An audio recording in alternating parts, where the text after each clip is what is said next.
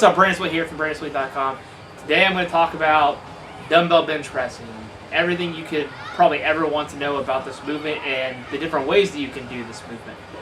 From a powerlifting perspective, dumbbell pressing is mainly used as an accessory or supplemental exercise to help build your bench press. Obviously the difference is you're using dumbbells versus barbell, but the way that you actually press the dumbbells can elicit a different training response, not only in terms of angles, but actually how you're actually performing the movement. And I'll show you in detail what I mean by that. You're going to have more of a powerlifting-based way of pressing the dumbbells, which is essentially just an up and down choppy motion. And then you can have a bodybuilding-based way to where you're going to work more of a contraction of the pecs and shoulders and more of like a bear hug squeeze. You've also got your incline, your decline, your neutral grip. I'm also going to throw dumbbell floor pressing in here with this, neutral grip dumbbell floor pressing, and then you can do obviously neutral grip incline, neutral grip decline, and then you could also do pressing with a twist where you're going to bring your fingers together. You can wrap a band around your shoulders and knock out your dumbbell benching that way.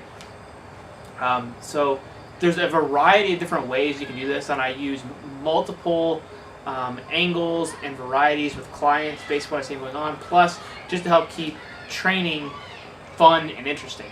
I'm also going to talk about some programming aspects about this as well, so how I would implement programming dumbbell work into your program based upon what you have going on with your bench press and what you're trying to bring up, and where it's placed in your program, and also how you train to a greater extent.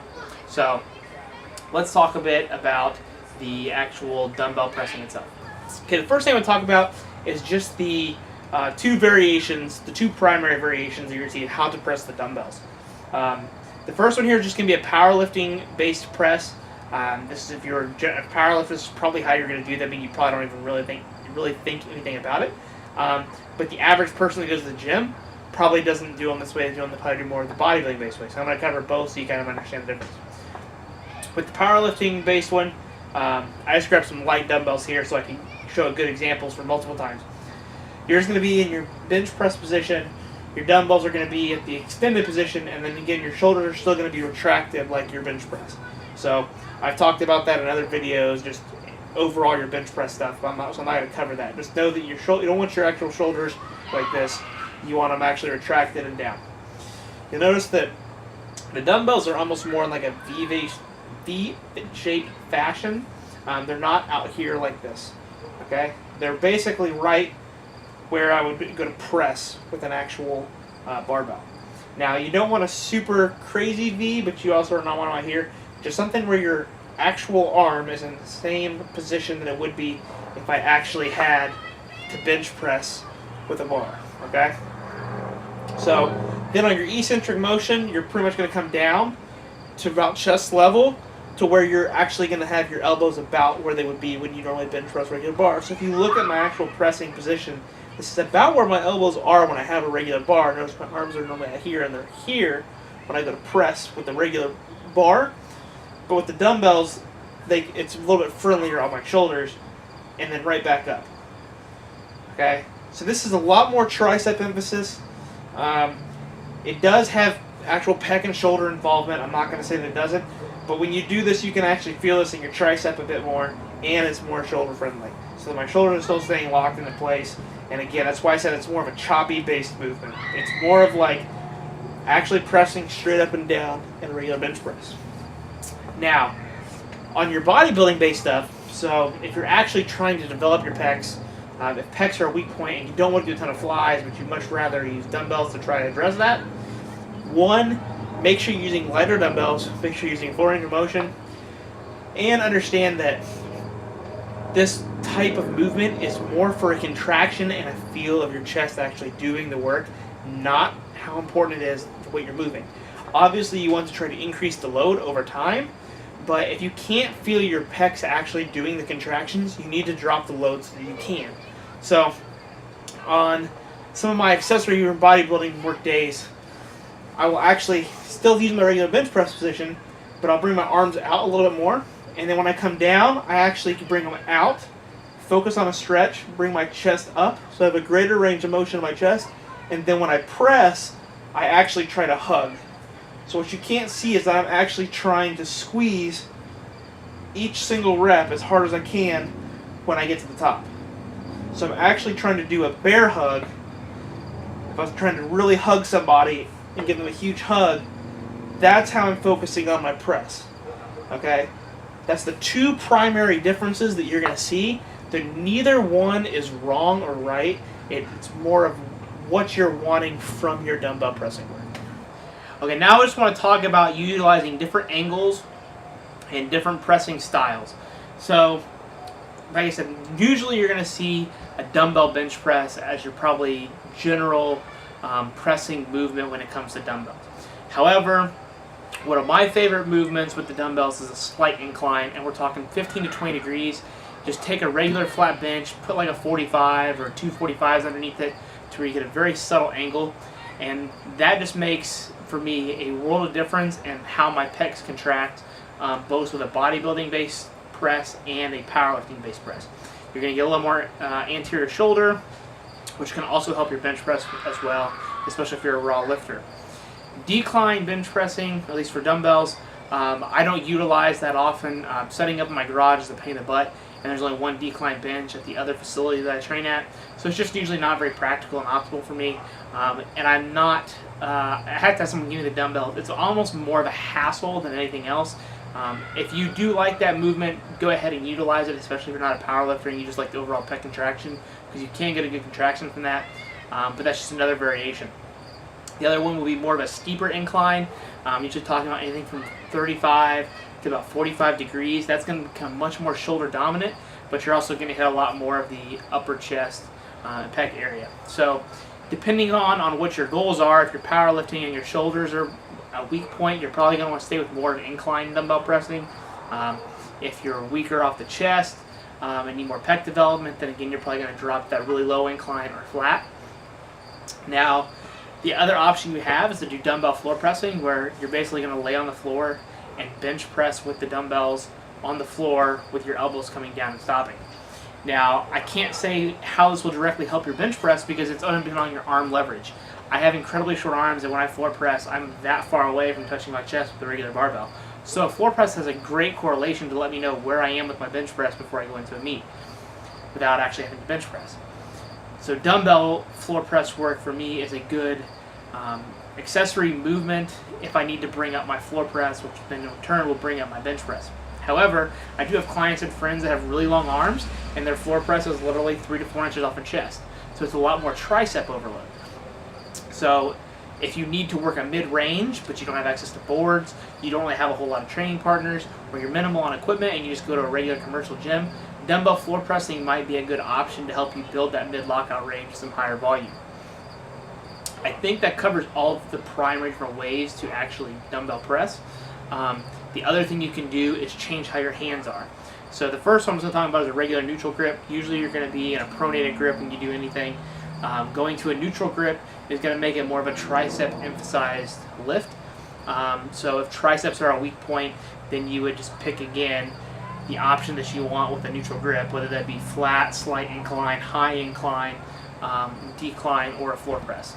I like neutral grip dumbbell floor pressing for some tricep overload regardless of what kind of lifter you are. I think it's a really good motion and it's just safer on the shoulder.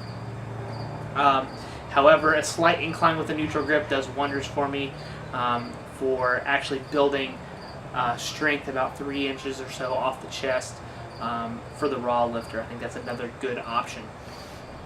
The other thing that you can do, and this is only mainly done with flat, I suppose you could do it with a slight incline, but I wouldn't try with an incline or a decline just because of the logistics. But when you actually go to press, so you're pretty much going to start neutral, start regular, come down, and then when you go to press, you're actually going to bring your pinkies together and squeeze and back down. So you're actually going to have a press or rotation, depending on how you want to program and write that in. You can just write dumbbell with press or dumbbell with rotation in your programming. The great thing about that is it drastically reduces the weight. It definitely helps you get a better pec contraction, but you also get that eccentric lowering of your regular dumbbell bench press, and then you get a good squeeze. So you get a nice hybrid. Again, it's something that mixes up your training and give you some variety in your pressing movements.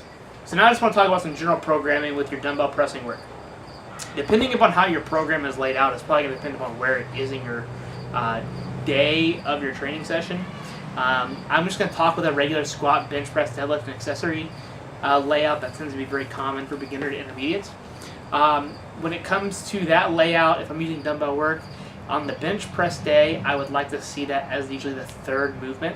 So usually you'll have your bench press, you'll have a movement that helps your bench press, whether that be incline, floor press, overhead press, whatever movement that is that you determine that is, maybe close grip. Then go into some dumbbell pressing work. There I usually like my rep ranges to be anywhere between 10 and 20, depending upon, again, where you are going into a meet and all that kind of stuff. The heavier will be better as you go closer to a meet. The lighter stuff is going to be a lot better as you're further out from the meet. If you're weaker off the chest, you also may want to try some higher rep ranges to help build the tendon strength and overall volume and hypertrophy of the pecs, and then ensure you're using more of a bodybuilding based contraction instead of the choppy pressing powerlifting style.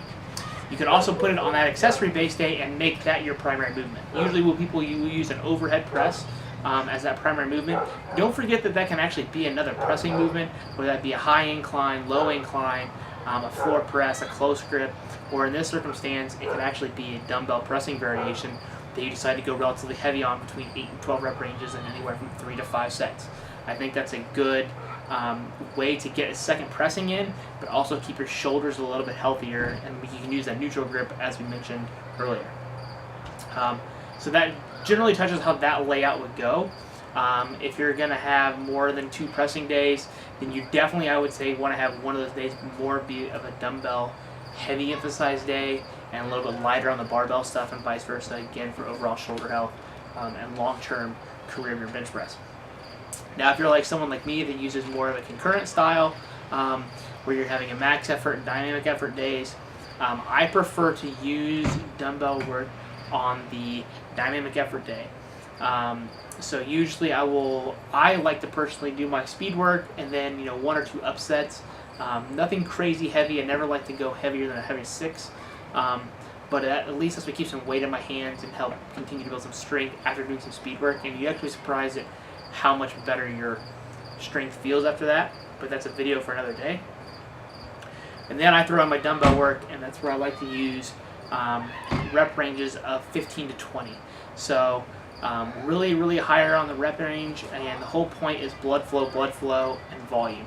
That's technically your higher volume day when you go with more of a West Side style.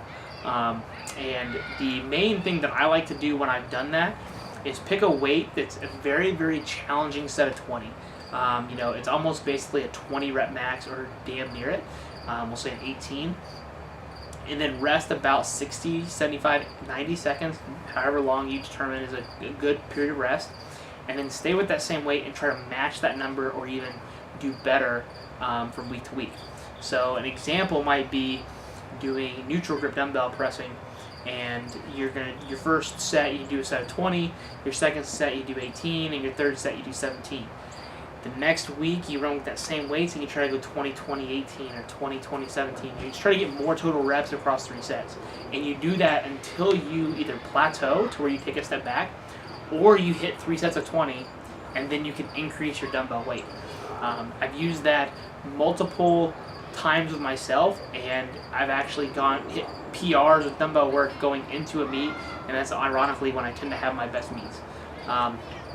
So that's a good way to not only track progress, but have 3 challenging hard sets, and tracking the progress is super easy because you either got more reps or you didn't, and you used more weight or you didn't. I usually say 2 to 3 week waves at a time is about all that you can take at one specific movement, and you probably need to shuffle through. If you can't make progress in 3 weeks, you definitely need to find a different movement. And don't forget, out of all the ones I've listed, those are all fair game. It doesn't have to be just dumbbell benching. Your other option is on your max effort day. After you do your max effort movement and your supplemental movement, you can go into your first accessory, which again would be another dumbbell-based movement. I would say anywhere from 2 to 5 sets of 10 to 20 reps kind of like your main bench press day. I would definitely, though, use a different angle than what you use from your max effort day. So if you use an incline press on your max effort, don't use an incline dumbbell press as that first accessory. Use a dumbbell floor press or whatever, and try to target that specific weak point that you notice from the max effort. So if it was this far off the chest, you might be able to use like a slight incline, or actually use a neutral grip floor press to attract your triceps more. So you got a couple different options when it comes to how you're going to lay your programming out. Just know that this is not something that you go max effort work with when it comes to dumbbell work.